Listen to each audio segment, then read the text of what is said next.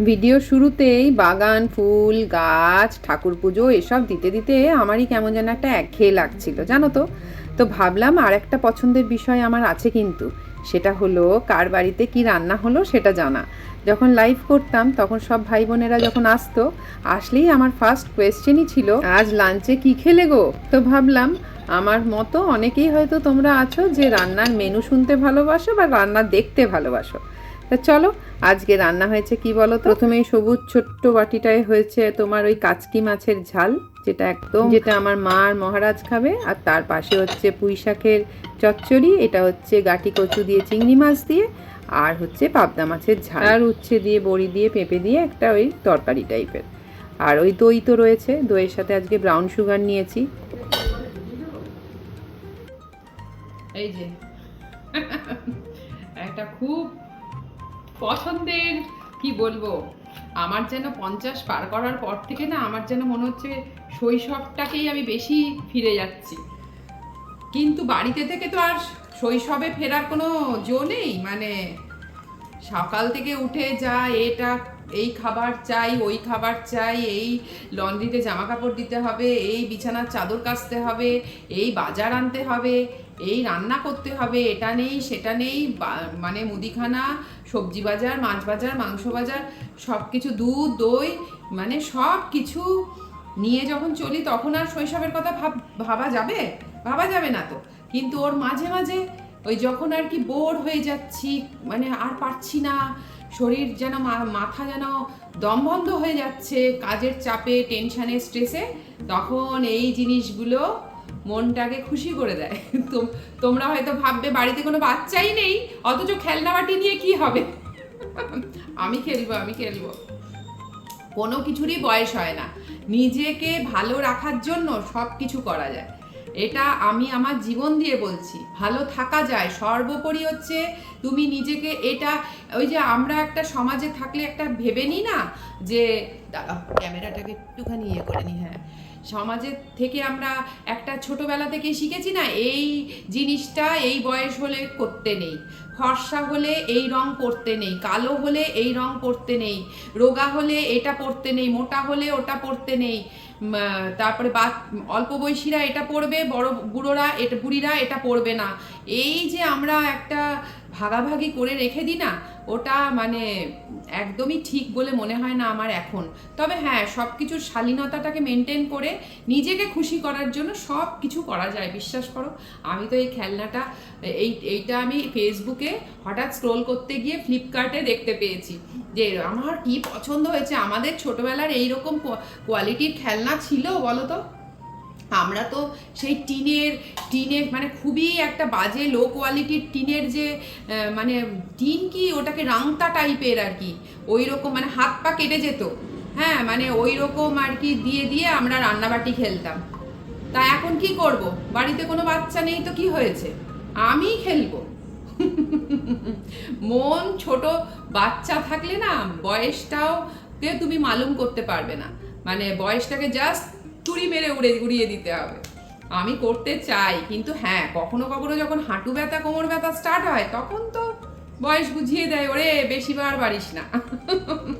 কিন্তু হ্যাঁ, মনটাকে খুশি। আমি এগুলো কি করব করেছি জানো, খেলবার জন্য অবশ্যই নয়, অত সময়ও আমার নেই। রিকো ভাবছে কি, রিকোর বোধহয় জিনিস এসেছে। রিকো, এটা তোমার নয়, ওই দেখো। রিকো ভাবছে রিকোর জিনিস। রিকো, এটা তোমার না, তোমার মায়ের। খেলনা বাটি এনেছি তো, ও ভাবছে ওর জিনিস এসেছে, রঙিন দেখেছে, ওর তো নানা রকম খেলনা আসে। এইবার মাইক্রোওভেনের ওপরটা আমি একটু এইগুলো দিয়ে সাজাতে চাই, জানি না কিরকম দেখতে লাগবে আমার, আমি তো ঘুরে ফিরে দেখবো, আমার মনটাও খুশি হবে, ওটাই যথেষ্ট। আমরা হাউসওয়াইফরা দেখো বাড়ি থেকে বেশি বেরোতে পারি না, তো বাড়িটাকেই নিজের মতো করে খেলাঘর, রান্নাঘর, সমস্ত কিছু, পুতুলের ঘর, সব কিছু ওইভাবেই বানিয়ে রাখতে হবে, যেটাতে তোমার আনন্দ হবে। চলো, গোছানোর পর তোমাদের দেখাবো। জাস্ট পার্সেলটা এলো, খুলে ক্যামেরায় তোমাদের সাথে একটু কথাও বলে নিলাম। এই দেখো কি সুন্দর কালারফুল, আর কোয়ালিটিগুলো ভীষণ ভালো, জানো তো। দেখো ছোট ছোট চামচগুলো কি কিউট, আর দেখো ওই ডোনাট, কেক, পেস্ট্রি, কি সুন্দর। শৈশবে তো আর ফিরে যাওয়া যাবে না, কিন্তু এই শৈশবের স্মৃতিগুলোকে তো বেশ বাড়ির মধ্যে থেকেও তো বেশ মনটাকে এই সব জিনিসগুলো দেখলে তো ওই সব গল্পগুলোকে আরও স্মৃতির মধ্যে আনা যাবে, তাতেই তো টাইম ট্রাভেল হয়ে যায়, তাই না? নাহলে ছোটোবেলা খেলনামাটি খেলার গল্প কি আর এমনি এমনি মনে পড়তো বা পড়বে আমাদের এই ব্যস্ততার জীবনে? কিন্তু এই যে আমি যখন রান্না করব, সংসারের কেমন তো কাজ করব, এগুলো মুছবো, পরিষ্কার করব, তখন ওইগুলোর কথা মনে করব। কেউ কিন্তু পাগল বলো না, কারণ অলরেডি আমি বাড়ি থেকে কমেন্ট পাচ্ছি, বুঝেছো তো, যে তোমার মাথাটা বোধহয় এবার গেছে। যাক, এরকম মাথা যাক না, সব কিছু করেই তো করছি, এরকম মাথা গেলে অসুবিধা নেই, তাই না বলো? প্রথমে মাইক্রো ওভেনের ওপরে এমনি বসিয়েছিলাম, কেমন ন্যাড়া ন্যাড়া লাগছিল, তো দেখলাম এই ম্যাটটা হঠাৎ মানে একটা জায়গায় খুঁজতে খুঁজতে পেলাম, তো এই ম্যাটের ওপরে কি ভালো লাগছে না। চলো, ফুড ফ্যাক্টরি কল করে দিয়েছে অলরেডি, তো অনেকটা তোমার কি বলবো মেনুর অর্ডারও পড়ে গেছে যে আজকে আমাকে চিকেন কাবাব বানাতে হবে। এ এক ধরনের কাবাব বলতে পারো বা নাগেটস বলতে পারো, মানে খুব ভাল লাগে, স্পাইসি নাগেটস বলতে পারো।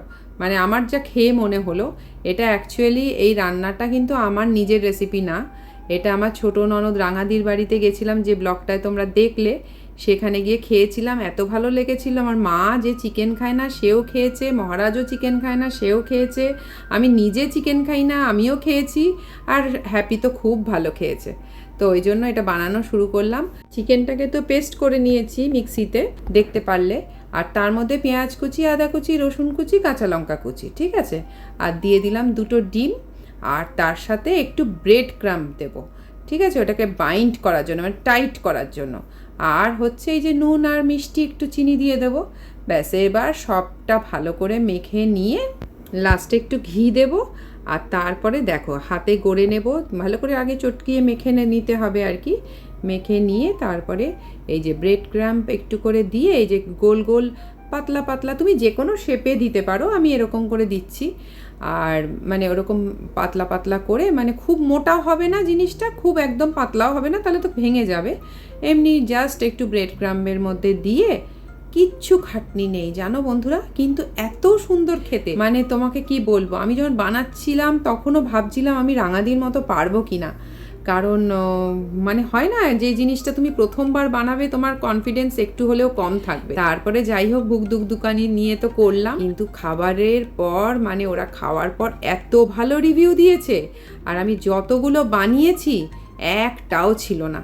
তা আমি ভেবেছিলাম কালকে বড়দির বাড়ি যাব, মানে আমার বড় ননদের বাড়ি যাব, তো আমি কিছুটা নিয়ে যাব। আজকে যে কটা বানালাম দেখতে পেলে হালকা শ্যালো ফ্রাই টাইপের করছে, হালকা তেলে, মানে খুবই অল্প তেলে তোমার হয়ে যাবে জিনিসটা, খেতে খুবই সুস্বাদু এবং হেলদি কিন্তু।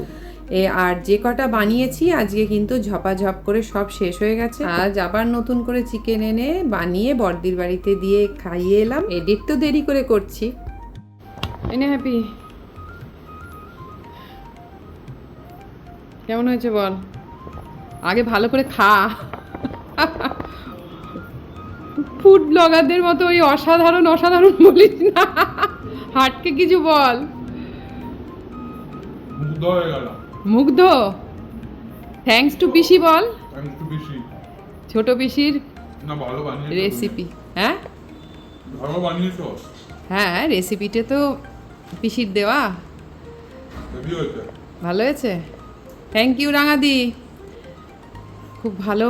ওখান থেকে খেয়ে সেই কালকে তো মঙ্গলবার গেছিল, কালকে তো করা যায়নি, ব্যাস আজকে করলাম।